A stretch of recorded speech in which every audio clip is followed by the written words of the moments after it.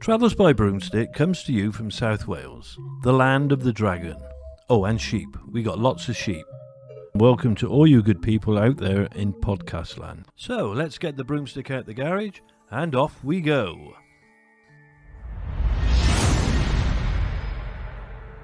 Happy Halloween! It's our favourite night of the year, and as the witching hour draws near, we thought that we would like to tell you the tale of Dead Man's Alley. Many people believe that it is disrespectful and even bad luck to step on somebody's grave. But what if you have been doing this every single day without even knowing it? But for many people in the Welsh capital city of Cardiff, this has been the case.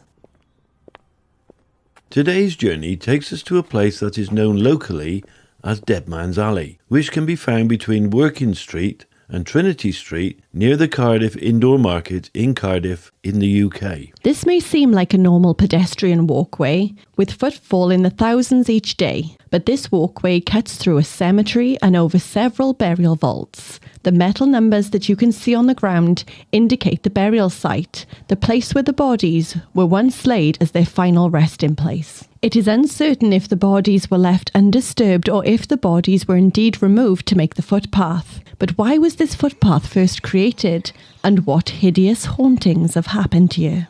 St John the Baptist Church is a Grade 1 listed parish church. It is the only medieval building in Cardiff city centre, besides the famous Cardiff Castle. The church was built in 1180 as a chapel of ease for the larger St Mary's Church, originally constructed of blue lias, a Jurassic stone with layers of fossilised shells and dressed with freestone. The church was sacked during the rebellion of Owain Glyndwr in 1404 and was rebuilt in the second half of the 15th century, with the addition of the perpendicular tower with 10 bells.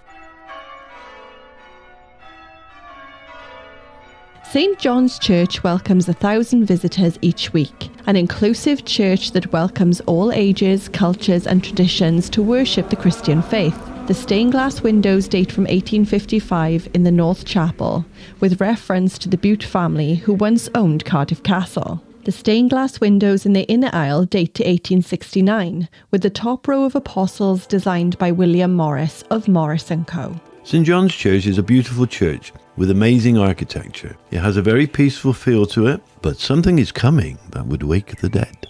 When the Cardiff Indoor Market was opened in 1891, patrons and workers had to trek all the way around the graveyard. The graveyard was surrounded by metal railings. The other choice they had was to walk all the way around the library, so a decision was made to create a shortcut. This shortcut was straight through St John's Church graveyard. The churchyard was full and no more burials could take place, so the graveyard was divided by a new public pathway in the 1890s, which connected Working Street to the rear of the Cardiff Indoor Market. As part of the agreement for this new path, Cardiff Corporation, which is now Cardiff County Borough Council, agreed to take responsibility for the graveyard on the south side of the path, which is now St John's Gardens. St John's Gardens is a small public garden enclosed by cast iron railings. The garden still contains tombs and gravestones. It is a place for the public to sit and enjoy. The iron railings and the gates date back to the 1890s and are Grade 2 listed. So the path was laid and brass numbers were placed that marked the positions of the burial plots. It is uncertain whether the bodies remained in place or if they were moved to another part of the churchyard. But I don't think that they would have gone to all that trouble of positioning the brass numbers if this was the case. It is said that the name Dead Man's Alley came from the fact that the alley served as a route for funeral processions leading up to St John's Church towards the graveyard at St Mary's Church, earning it that macabre nickname. As with any graveyard, Dead Man's Alley has some spooky stories to tell.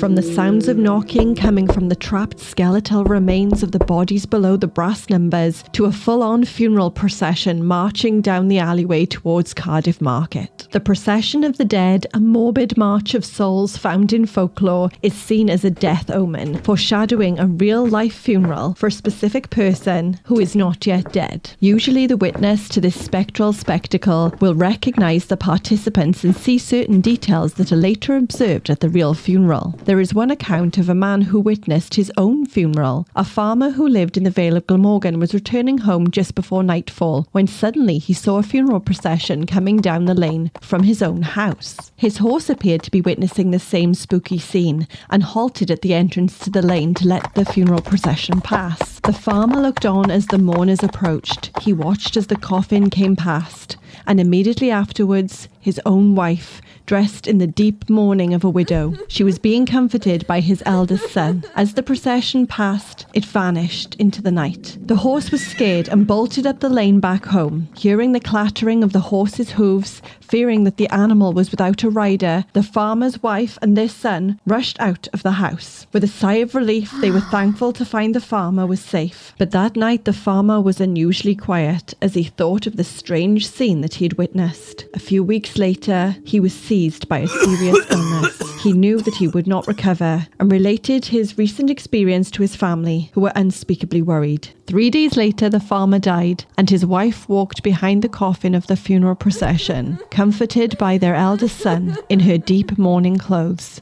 The farmer had indeed witnessed his own death. So if you should walk down Dead Man's Alley in the darkness of night, be very careful. For if the knocking of the dead beneath your feet doesn't scare you, your own funeral just might scare you to death.